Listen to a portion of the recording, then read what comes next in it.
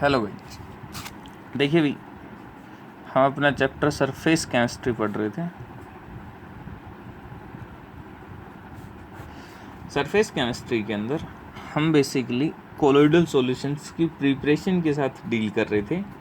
उसके अंदर हमने लास्ट टाइम पढ़ा था डिस्पर्जन मेथड, उसके अंदर मैकेनिकल डिस्पर्जन एंड आपका ब्रेडिक आर्क मेथड के साथ डील किया था। आज जो हमें डील करना है वो डील करना है बाई पेप्टाइजेशन, आपका जो थर्ड मेथड होगा उसके साथ। अभी पढ़ना है by peptization. Exam point of view से काफ़ी इम्पोर्टेंट है, हम मोस्ट इम्पोर्टेंट बोल सकते हैं इस टॉपिक को एग्जाम पॉइंट ऑफ व्यू से। ठीक है, तो देखिए भाई, पेप्टाइजेशन में बेसिकली क्या करते हैं, the process of converting freshly prepared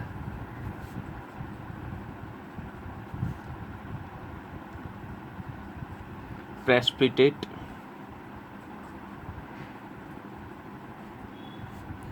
into the colloidal solution। Colloidal solutions बोल सकते हो, कोलोइडल फॉर्म बोल सकते हो, colloidal form by adding suitable electrolyte.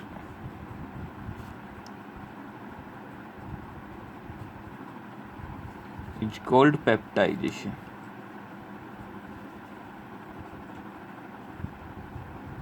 उसको आप क्या बोलेंगे, पेप्टाइजेशन। इसकी डेफिनेशन बहुत बार पूछता है एग्जामिनर, सो आपको अच्छे से आना चाहिए।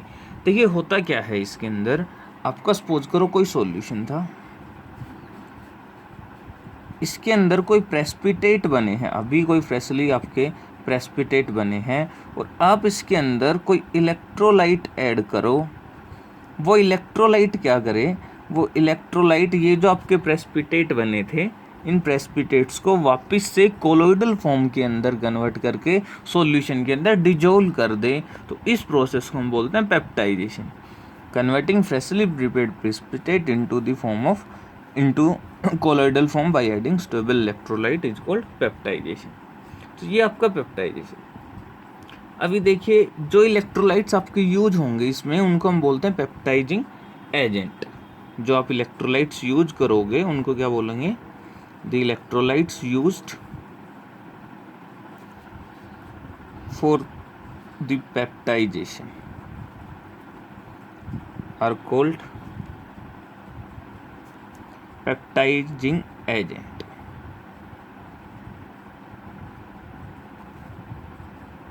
उनको हम क्या बोलेंगे, पेप्टाइजिंग एजेंट।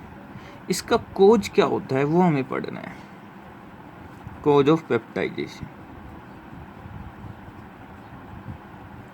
देखो कोज की बात करें तो बेसिकली क्या होता है, जो आपका फ्रेशली प्रिपेयर्ड, जो आपका प्रेसिपिटेट बना है, जब आप इलेक्ट्रोलाइट ऐड करोगे तो यहाँ पे क्या होता है, प्रीफरेंशियल एडजॉर्प्शन थ्योरी आपकी काम करती है।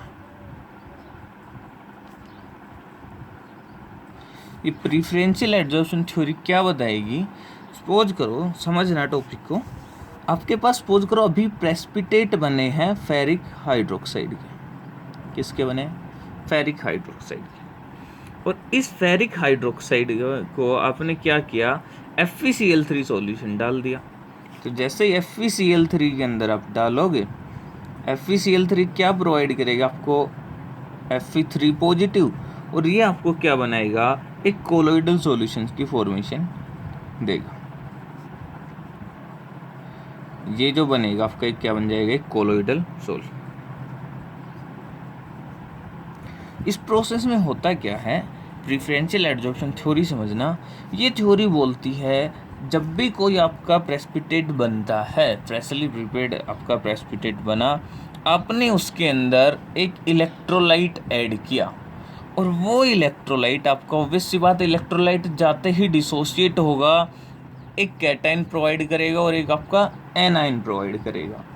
अब वो कैटायन या आपका एनायन जो इलेक्ट्रोलाइट ने प्रोवाइड करवाया है, वो कैटायन या आपका एनायन क्या करेगा, इस प्रेसिपिटेट पे जाके एडजॉर्ब होगा। क्या करेगा, एडजॉर्ब होगा। एडजॉर्प्शन आपको देखने को मिलेगा। अगर आपका इलेक्ट्रोलाइट का आयन कैटायन हो या फिर आपका एनायन हो, आपके प्रेसिपिटेट पे जाके एडजॉर्ब हो रहा है। अब कौन सा एडजॉर्ब होगा वो डिपेंड करेगा कि कौन सा केमिकली आपके जो पहले से जो प्रेसिपिटेट है उसके साथ उसके लिए केमिकली इक्विवेलेंट है, या फिर हम बोलें जो उसकी लैटिस के साथ मैच करता है। बुक्स में बहुत सी बुक्स ने लिख रखा है कि जो उसकी लैटिस के साथ मैच कर रखा है। एक दो बुक्स हैं उन्होंने, स्टैंडर्ड बुक्स, उन्होंने ये भी लिख रखा है आपका कि जो आपका आयन केमिकली इक्विवेलेंट रहेगा, दैट मीन्स हम जनरली बोल देते हैं जो कॉमन आयन रहेगा। अब इसमें बात करें तो इसमें क्या है, कौन सा आपका केमिकल इक्विवेलेंट है, Fe3 पॉजिटिव इसमें भी प्रेजेंट है, इसमें भी प्रेजेंट है। तो ये जाके क्या करेगा, इसके ऊपर ये जो आपका फ्रेशली प्रिपेयर्ड प्रेसिपिटेट बना था उसके ऊपर जाके एडजॉर्ब होगा। और अगर ये एडजॉर्ब होगा तो ऑब्वियस सी बात है उस प्रेसिपिटेट के ऊपर क्या आ जाएगा, चार्ज आ जाएगा। बिल्कुल कैसा चार्ज आएगा आपका, पॉजिटिव चार्ज आएगा। सो जैसे ही एडजॉर्ब होगा इस पे क्या आ गया, पॉजिटिव चार्ज। अब जो फर्स्ट लेयर आपकी होगी वो इस पे क्या करेगी, एडजॉर्ब होगी। जो फर्स्ट लेयर एडजॉर्ब होगी उनके बीच में जो फोर्स ऑफ अट्रैक्शन रहेगा दादा वो क्या रहेगा, स्ट्रॉन्ग रहेगा। सपोज करो ये आपका FeOH होल थ्राइस प्रेसिपिटेट, ये आपका क्या प्रेसिपिटेट, इसके अंदर आपने क्या डाला, आपने डाला FeCl3, दैट मीन्स वो इलेक्ट्रोलाइट डिसोशिएट हो गया, Fe3 पॉजिटिव आपके पास प्रेजेंट था। ये Fe3 पॉजिटिव क्या करेगा, इस प्रेसिपिटेट पे आपका एडजॉर्ब होगा, और जब एडजॉर्ब होगा तो क्या आ जाएगा, पॉजिटिव चार्ज। बोलो भी क्या आएगा आपका, पॉजिटिव चार्ज। तो ये जो आपका बन गया, ये जो पार्टिकल बन गया, ये कौन सा पार्टिकल बन गया, कोलोइडल पार्टिकल आपका बन गया। अब होगा क्या, डबल लेयर, हम आगे बात करेंगे उस चीज़ों की, वो हम बाद में डिस्कस करेंगे। डबल लेयर कुछ लोगों के माइंड में चल रहा होगा अगर थोड़ा बहुत पढ़ा है तो, हम बाद की बातें अभी पेप्टाइजेशन पढ़ रहे हैं, वो इलेक्ट्रिकल प्रॉपर्टीज़ में डिस्कस करेंगे। पेप्टाइजेशन में जस्ट आपको इतना याद रखना है, फ्रेशली प्रिपेयर्ड आपका प्रेसिपिटेट जो रहेगा, जब आप उसके अंदर कोई स्टेबल इलेक्ट्रोलाइट ऐड करोगे देन उस इलेक्ट्रोलाइट का एक आयन कैटायन या एनायन जो कॉमन होगा वो जाके एडजॉर्ब होगा, और वो जब एडजॉर्ब होगा तो इसके ऊपर चार्ज आ जाएगा और वो सॉल्यूशन के अंदर डिजोल्व हो जाएगा, आपका कोलोइडल सॉल्यूशन की प्रिपरेशन हो जाएगी। फॉर एग्जांपल अगर हम बात करें, दूसरा हम एग्जांपल लें, अपने पास है AgI का, अपने पास प्रेसिपिटेट है किसका, सिल्वर आयोडाइड। सिल्वर आयोडाइड का क्या आपके पास प्रेसिपिटेट है। इस सिल्वर आयोडाइड के अंदर दादा आपने क्या डाला, पोटाशियम आयोडाइड। अब ये क्या प्रोवाइड करेगा, K पॉजिटिव भी देगा एंड I नेगेटिव भी देगा। बोलो ही, केमिकल इक्विवेलेंट कौन है, K पॉजिटिव और I नेगेटिव, कॉमन कौन है, I negative. So I negative क्या करेगा, एडजॉर्ब होगा। कौन बोलता है, प्रिफरेंशियल एडजॉर्प्शन थ्योरी। ये क्या बनाएगा, AgI एंड I नेगेटिव। ये कैसा कोलोइड बनेगा, I नेगेटिव। अगर आपका ये AgI का आपका मॉलिक्यूल था उसके ऊपर कौन एडजॉर्ब हो गया, I negative. So colloidal particle कैसा चार्ज हो गया, नेगेटिवली चार्ज आपका कोलोइडल पार्टिकल हो गया। ये आपका क्या बन गया, कोलोइडल पार्टिकल, ये आपकी इलेक्ट्रोलाइट।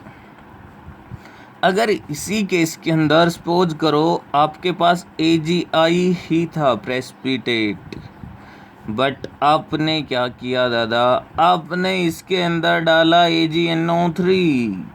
AgNO3 प्रोवाइड करेगा Ag positive and NO3 negative.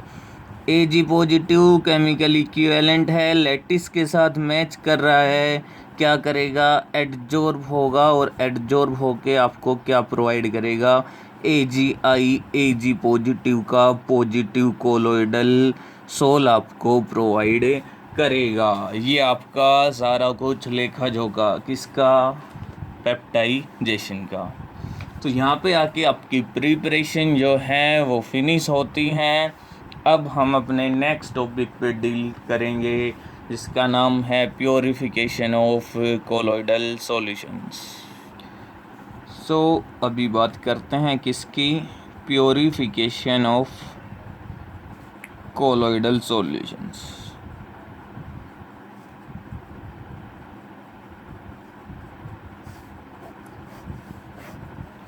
देखिए प्योरिफिकेशन में जब बात करेंगे तो आपके 3 मेथड जनरली हमें पढ़ने हैं। आपका जो कोलोइडल सोल होगा, सबसे पहले तो आपको कुछ प्रॉपर्टीज याद होनी चाहिए। कोलोइडल पार्टिकल्स का size 1 nanometer to 1000 nanometer. Ordinary filter paper से आप फिल्टर नहीं कर सकते, आप परचमेंट पेपर यूज करते हो या फिर सेलोफेन मेम्ब्रेन हम जनरली बोलते हैं, यूज करते हैं। तो जो हम फर्स्ट आपका जो मेथड होगा to purify colloidal solution, following methods are used.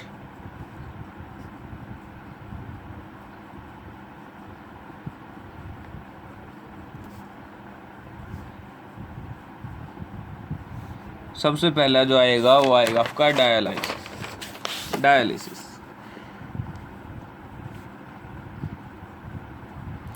Basically आपके जो कोलोइडल सॉल्यूशन है उसके अंदर इम्प्योरिटीज़ हैं, कौन सी, क्रिस्टलोइड्स की, या फिर हम बोलें जिनका साइज, जिन इम्प्योरिटीज़ का साइज क्या रहेगा, ट्रू सॉल्यूशन रेंज के अंदर आपका लाई करेगा। इम्प्योर आपके पास कोलोइडल सॉल्यूशन है दादा।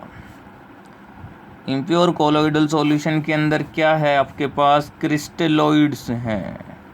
वो क्या रहेंगे आपके, जिनका साइज क्या रहेगा, इम्प्योरिटीज हैं बेसिकली आपकी। साइज किस में लाई करेगा, size lie in true solution range.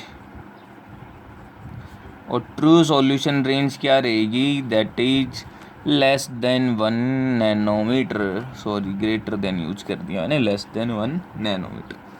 दूसरा क्या रहेगा आपका, कोलोइडल सोल्स रहेंगे, कोलोइडल पार्टिकल्स रहेंगे, जिसको आपको प्योरीफाई करना है।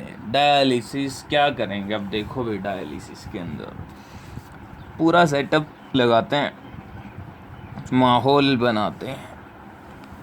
ये आपके पास एक बड़ा कंटेनर, ठीक है, इस कंटेनर के अंदर आपने फिल कर दिया जी, वाटर फिल कर दिया। हमारे पास था पानी, हमें क्या करना था, फिल करना था। इसके अंदर हमने क्या किया, इसके अंदर हमने एक परचमेंट पेपर या फिर जिसको हम बोलते हैं सेलोफेन मेम्ब्रेन हमने यूज की। ये क्या है आपकी, सेलोफेन मेम्ब्रेन। इस सेलोफेन मेम्ब्रेन के अंदर आपने ऐड किया, क्या ऐड किया दादा, इम्प्योर कोलोइडल सॉल्यूशन डाला आपने। इम्प्योर कोलोइडल सॉल्यूशन आपने इसके अंदर ऐड किया। अब क्या होगा, ये जो सेलोफेन मेम्ब्रेन है इसकी एक बहुत बढ़िया सी प्रॉपर्टी है। वो बढ़िया सी प्रॉपर्टी आपकी क्या है, ये जो सेलोफेन मेम्ब्रेन है ना, ये ट्रू सॉल्यूशंस को अपने थ्रू पास कर देती है, अलाउ करती है। सेलोफेन मेम्ब्रेन के पोर्स का साइज जो है वो 1 नैनोमीटर की रेंज में रहता है।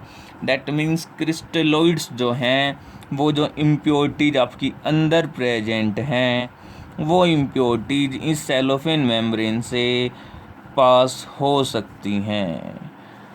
बट कोलोइडल इम्प्योरिटीज को ये बाहर नहीं जाने देता, बिकॉज इसका पोर साइज जो है वो स्मॉल है। आपके कोलोइडल सॉल्यूशंस का साइज क्या है, ज़्यादा। तो जब आपकी इम्प्योरिटीज, अब देखो दादा यहाँ क्या होगा, यहाँ होगा आपका एक प्रोसेस जिसका नाम आपने बड़े अच्छे से सुना होगा, जिसको हम बोलते हैं डिफ्यूजन। गैस के केस में आपने पढ़ा है, बहुत अच्छे से पढ़ा है। लिक्विड्स के केस में भी आपने पढ़ा है, net movement of particles from higher concentration to lower concentration. ये आपने क्या डाला, यहाँ पे आपने प्योर वाटर यूज किया। प्योर वाटर अगर आपने यहाँ पे यूज किया है, अंदर क्या है, इम्प्योर कोलोइडल सॉल्यूशन। जिसके अंदर आपके क्रिस्टलोइड है। जब आपने इस cellophane membrane containing impure colloidal solution water के अंदर, प्योर वाटर के अंदर डिप किया, तो होगा क्या, बाहर की कंसंट्रेशन लो, बाहर क्रिस्टलोइड्स जो हैं वो बिल्कुल भी नहीं हैं, अंदर आपके क्रिस्टलोइड्स प्रेजेंट हैं। तो डिफ्यूजन होगा, higher concentration to lower concentration move करेंगे ड्यू टू डिफ्यूजन। सो आपके कोलोइडल सॉल्यूशन भी मूव करेंगे, बट वो बाहर नहीं आ सकेंगे बिकॉज सेलोफेन मेम्ब्रेन उनको अलाउ नहीं करेगी। सो आपकी सिर्फ क्रिस्टलोइड्स, जो आपकी इम्प्योरिटीज हैं, वो डिफ्यूजन के थ्रू कहाँ आ जाएंगी, जो प्योर वाटर था उसमें। इस प्योर वाटर को हम कंटिन्यूसली क्या करते रहेंगे, चेंज करते रहेंगे। उसका रीजन, अगर आपने डिप करके रख दिया तो एक टाइम आएगा ये डिफ्यूजन के थ्रू इधर आ जाएगा, ठीक है। बहुत पार्टिकल्स इस साइड आते गए, इधर कंसंट्रेशन आई थी, जैसे ही दोनों तरफ कंसंट्रेशन सेम हो जाएगी, पार्टिकल्स का डिफ्यूजन अब इक्विलिब्रियम आ गया। अब जितने पार्टिकल इधर से इधर मूव करेंगे, उतने ही पार्टिकल इधर से आउटसाइड से इनसाइड मूव कर रहे होंगे। सो हम कंटिन्यूसली वाटर जो है उसको चेंज करते रहेंगे, ताकि जो बाहर कंसंट्रेशन है वो आपकी लो रहे। अगर वो बाहर कंसंट्रेशन आपकी लो नहीं रहेगी, इक्वल हो जाएगी, देन आपका डिफ्यूजन प्रोसेस है वो एक इक्विलिब्रियम पे पहुंच जाएगा, आपका फर्दर प्योरिफिकेशन नहीं होगा। ये जो प्रोसेस होती है डायलिसिस, ये क्या बहुत ही स्लो प्रोसेस होती है। तो इस प्रोसेस की स्पीड को इंक्रीज करने के लिए कई बार हम यहाँ पे इलेक्ट्रोड सेट कर देते हैं। क्या सेट कर देते हैं, इलेक्ट्रोड्स भी हम यहाँ पे आपकी यूज कर लेते हैं। ये पॉजिटिव, ये आपका नेगेटिव। इलेक्ट्रोड्स कनेक्ट कर दिया आपने, बैटरी अगर यूज कर ली, तो इसकी वजह से होगा क्या, आपकी जो ये डायलिसिस जो प्रोसेस है उसकी स्पीड इंक्रीज हो जाएगी। क्यों, जैसे ही आपने स्विच ऑन किया, पोटेंशियल लगा, जो इलेक्ट्रोलाइट, जो क्रिस्टलोइड्स एज इम्प्योरिटीज प्रेजेंट थे, वो क्या करेंगे, वो पॉजिटिव टर्मिनल की तरफ फास्टली मूव करेंगे, और जो जो नेगेटिव आपकी इम्प्योरिटीज थी वो किधर मूव करेंगे, पॉजिटिव टर्मिनल की तरफ। और जो पॉजिटिव आपके क्रिस्टलोइड्स थे वो किधर मूव करेंगे, नेगेटिव टर्मिनल की तरफ। इससे आपकी डायलिसिस का रेट इंक्रीज हो जाएगा, और उसको हम बोलेंगे इलेक्ट्रो डायलिसिस। तो ये है, अब इसको लिखते हैं हम, क्या बोलेंगे, द प्रोसेस ऑफ सेपरेटिंग, या फिर हम बोलते हैं प्योरिफिकेशन भी बोल सकते हैं, सेपरेटिंग भी बोल सकते हैं, separating the particles of colloids from crystalloids.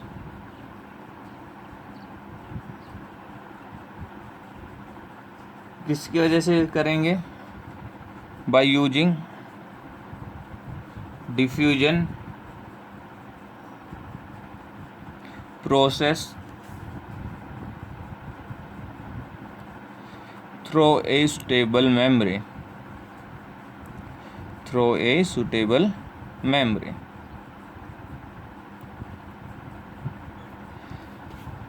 Crystalloids को कोलोइड से सेपरेट करने के लिए अगर आप डिफ्यूजन यूज करते हो थ्रो स्टेबल, तो उसको हम क्या बोलते हैं, इज कॉल्ड डायलिसिस।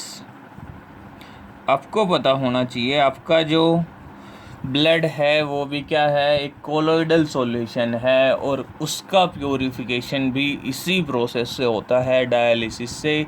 जो किडनी का काम है वो डायलिसिस करना ही है। किडनी जो आपके ब्लड को प्योरीफाई करती है, तो जो किडनी में प्रोसेस जो होता है वो क्या होता है, डायलिसिस। यहाँ पे मेम्ब्रेन यूज होगी, वो क्या होगी, membrane used is the cellophane membrane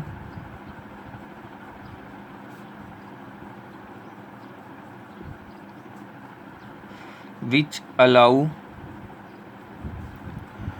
only crystalloid particles to pass through itself, but does not allow colloidal particles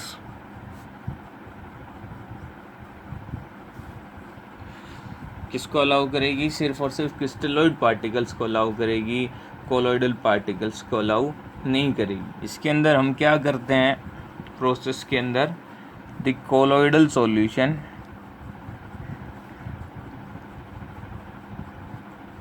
is taken in a cellophane membrane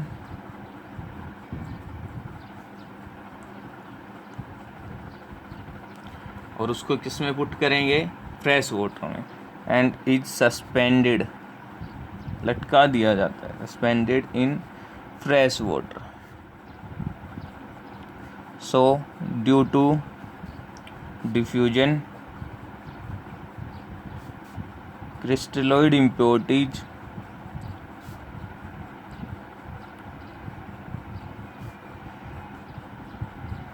diffuses into pure water,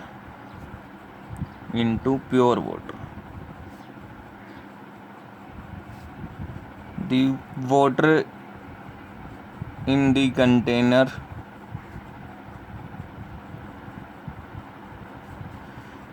is changed frequently.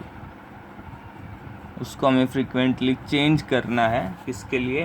ताकि आपका colloidal solutions की purification easily हो सके।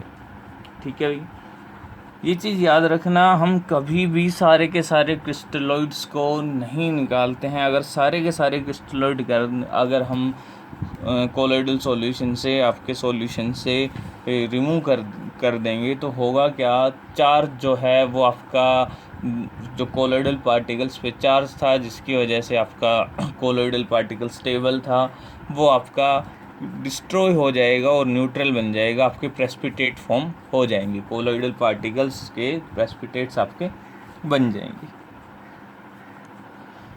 This process is very slow, so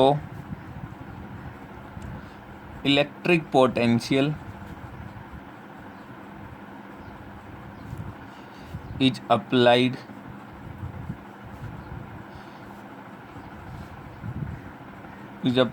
to increase the rate of dialysis.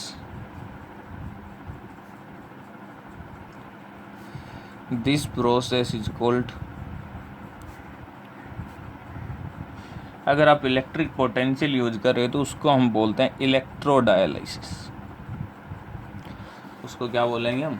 Electrodialysis बोलेंगे। तो जो हमने बताया ह्यूमन ब्लड के अंदर भी क्या होता है, ये भी लिख लो, blood is a colloidal solution which is purified by dialysis process in kidney। Kidney के अंदर डायलिसिस प्रोसेस आपकी होती है। तो ये आपका फर्स्ट मेथड किसके लिए? प्योरिफिकेशन का। बात करते हैं सेकंड मेथड की, जिसको बोलेंगे अल्ट्रा फिल्ट्रेशन। अल्ट्रा फिल्ट्रेशन,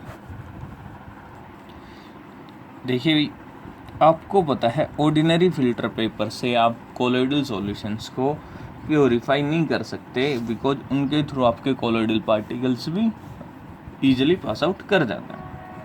तो इसके लिए बेसिकली हम क्या करते हैं, हम एक अलग पेपर यूज करते हैं जिसको हम बोलते हैं ultra filter paper.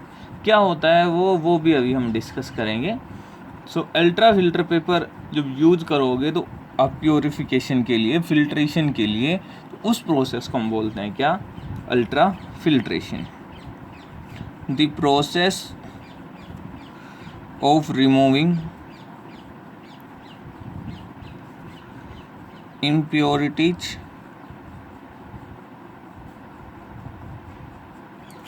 from the colloidal solution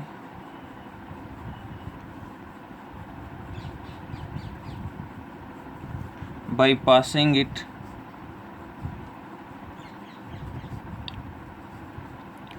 through an ultra filter paper is called ultra filtration, उसको हम क्या बोलेंगे, अल्ट्रा फिल्ट्रेशन। देखिए ये अल्ट्रा फिल्टर पेपर क्या होता है, नॉर्मली जो आपका ऑर्डिनरी फिल्टर पेपर होता है उसका पोर साइज लार्ज होता है, तो हम क्या करते हैं उस ऑर्डिनरी फिल्टर पेपर को डिप करते हैं एक सॉल्यूशन के अंदर, कोलोइडल सॉल्यूशन के अंदर। जनरली आपका जिसको हम कोलोइडियन बोलते हैं, या तो वो जिलेटिन होता है या फिर हम नाइट्रो सेलुलोज के अंदर उसको डिप करते हैं। डिप करने के बाद हम क्या करेंगे, डिप करने के बाद उसको हम ड्राई करने के लिए रख देंगे। जब वो आपका ड्राई हो जाएगा तो ड्राई होने पे क्या होगा, उसका पोर साइज जो है डिक्रीज हो गया होगा। कैसे, देखो सपोज करो ये आपका colloid ordinary filter paper, starting में इनिशियली इसके पोर साइज ये हैं, आपने इसको डिप किया किसमें, जिलेटिन में किया या 4% नाइट्रोसेलुलोज सॉल्यूशन में आपने इसको डिप किया और इसको ड्राई होने के लिए रख दिया।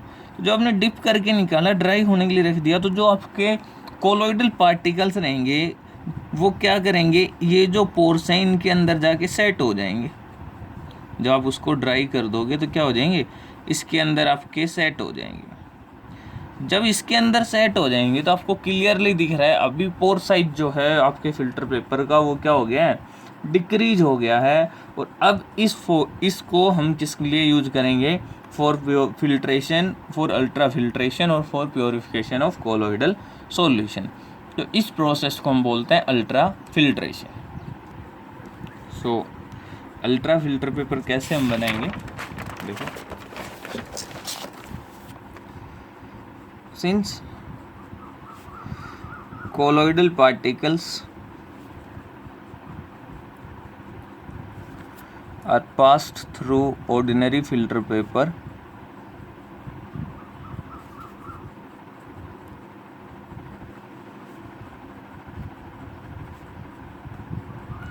so their pore size is reduced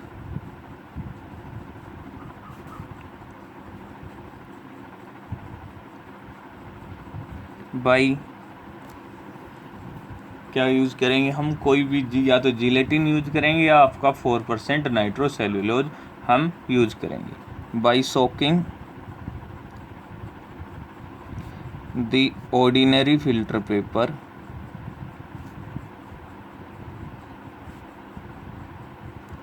इन, किसमें सो करेंगे, इन जिलेटिन और 4% solution of nitrocellulose in a mixture of alcohol and water।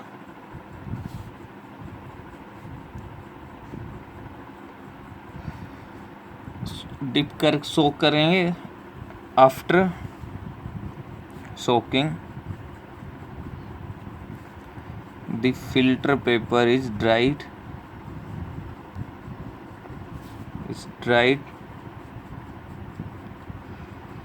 and used as an ultra filter paper। कैसे यूज होगा, अल्ट्रा फिल्टर पेपर की तरह आपका यूज होगा। तो ये आपकी प्रोसेस कौन सी है, आपकी अल्ट्रा फिल्ट्रेशन प्रोसेस। तो ये प्रोसेस भी स्लो होती है, इसको इंक्रीज करने के लिए हम सक्शन पंप जनरली यूज करते हैं, वैक्यूम लगाते हैं, ठीक है। तो उससे आपकी क्या हो जाएगी, इस प्रोसेस की जो रेट है वो इंक्रीज हो जाएगी।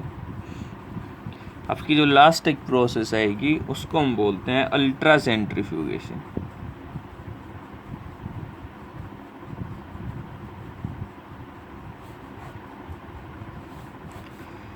देखिए अल्ट्रा सेंट्रीफ्यूगेशन में, नॉर्मली सेंट्रीफ्यूगेशन पे आपका क्या नहीं होता है, कोलोइडल पार्टिकल्स सेटल डाउन नहीं होते हैं ड्यू टू ब्राउनियन मूवमेंट। लेकिन आपकी एक मशीन होती है जिसको हम बोलते हैं अल्ट्रा सेंट्रीफ्यूग, उसके अंदर हाई स्पीड के अंदर हम एक ट्यूब के अंदर कोलोइडल सॉल्यूशन डालेंगे और हाई स्पीड के ऊपर क्या करेंगे, रोटेट करेंगे। So due to centripetal force आपके कोलोइडल पार्टिकल्स जो हैं वो अलग आपकी इम्प्योरिटीज से क्या हो जाएंगे, सेपरेट, इम्प्योरिटीज से सेपरेट हो जाएंगे। क्या करते हैं इसके अंदर, इन दिस टेक्निक और method colloidal solution is taken in a tube and rotated with a very high speed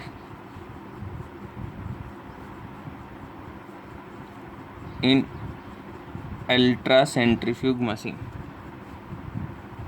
in ultracentrifugal machine. उससे क्या होगा, उससे आपके जो कोलोइडल पार्टिकल्स हैं वो क्या करेंगे, वो सेटल डाउन हो जाएंगे बॉटम में और इम्प्योरिटीज है वो क्या रहेगी, आपकी अलग से हो जाएगी। On rotation colloidal particles settle down while impurities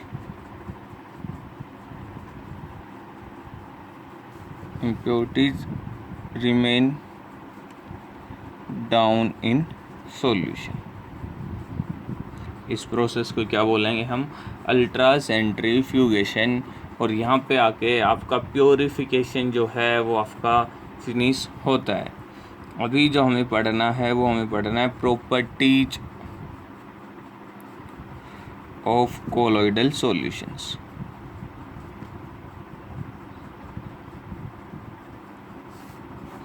क्या डिस्कस करना है अभी हमें, प्रॉपर्टीज ऑफ कोलोइडल सॉल्यूशन, वो हम नेक्स्ट लेक्चर में डिस्कस करेंगे।